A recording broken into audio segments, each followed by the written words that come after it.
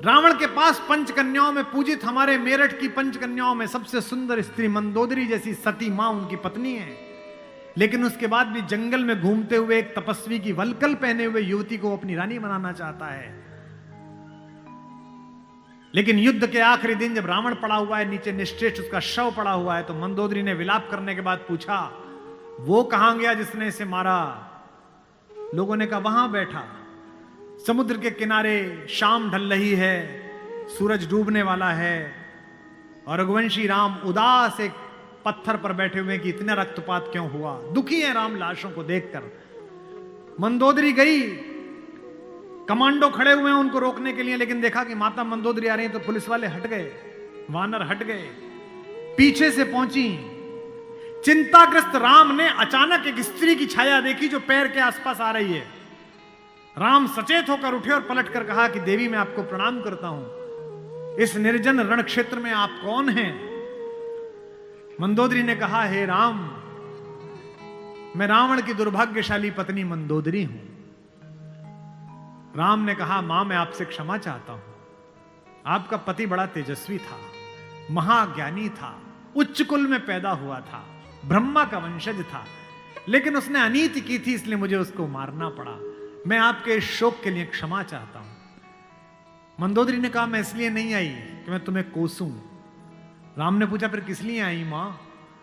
मंदोदरी ने कहा, मैं देखने आई थी कि जिसने पूरी दुनिया पराजित कर दी, जिसने तेरे पूर्वज मानधाता तक को स्वर्ग में जाके चुनौती दे दी, जो कुबेर को कालर से पकड़ के नीचे ले आया, उस महापराक्रमी को हराया किसने? ऐसा उसमें क्या है जो मेरे पति में नहीं था? तो राम ने पूछा कि मां आपको पता चला क्या है? बोले हां पता चल गया, आने से पहले ही पता चल गया। राम ने पूछा क्या अंतर है? बोले राम एक मेरा पति था जो मेरी जैसी सुदर्शना होते हुए भी तेरी पत्नी चाहता था, एक तू है कि पीठ पर से भी परिस्त्री की छाया पड़ी है तो उठकर खड़ा हो गया है, ये उसमें तुझ में अंतर है।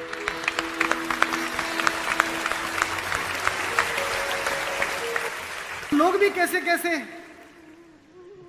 भाई छोड़िए, पत्नी छोड़िए, पिता छोड़िए, माता छोड़िए, शत्रु भी कैसा भाई। इस कहानी का तो विलेन भी कितना खूबसूरत है, कितना कमाल का विलेन है। उत्तम कुल पुलस्त मुनि नाती, पुलस्त का नाती है भगवान शंकर का अनन्य भक्त, दशग्रीव, 10 सिर नहीं है उसके, ये सम्मित है, ये जो रामलीला में लगा देते हैं। 10 दिमागों के बराबर का आईक्यू है, जिसके ऊपर 10 सिरों की कृपा चलती हो, 10 काम एक साथ करता हो, 10 तरह से सोचता हो, उसका नाम दशानन है। 10 सिर वाला है वो, 9 ग्रह उसके चरणों में लेटे हुए हैं, शनि के ऊपर तो पैर रखे बैठा है। फिर भी राम से हार गया। क्यों हार गया? कारण बताता हूं। राम इच्छाओं से मुक्त हैं और रावण इच्छाओं के पाश में बंधा हुआ।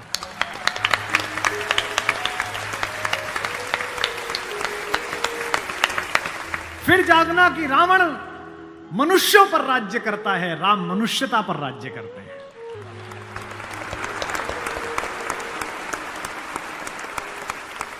आपको पता है कि जब भगवान ने युद्ध शुरू किया तो पूजा की। राम ने कहा जामवंत से, जामवंत सबसे सीनियर हैं, वो भी ब्रह्मा जी के पोते हैं, रावण के दादाजी के दोस्त हैं, पुलस्थ मुनि के नाना के।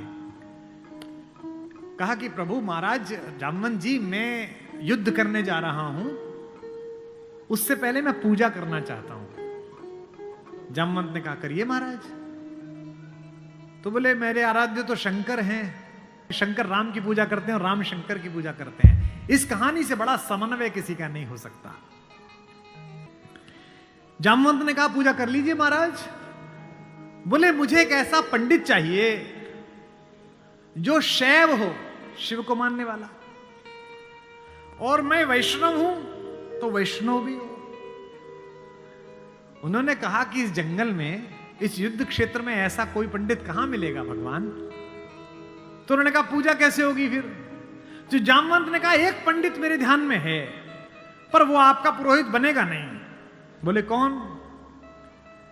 बोले पुलस्त मुनि का नाथी महारथी रावण, वो शिव का भक्त है और वैष्णव भी है, उससे करा लीजिए। सोचिए जिसको हराने जा रहे हैं उससे पूजा।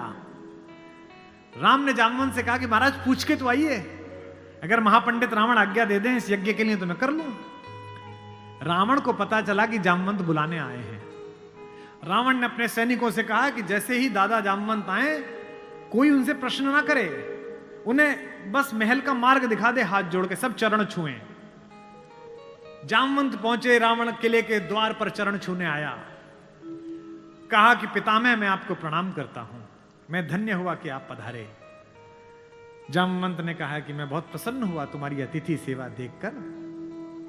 बिठाया, पूछा कैसे आए हैं।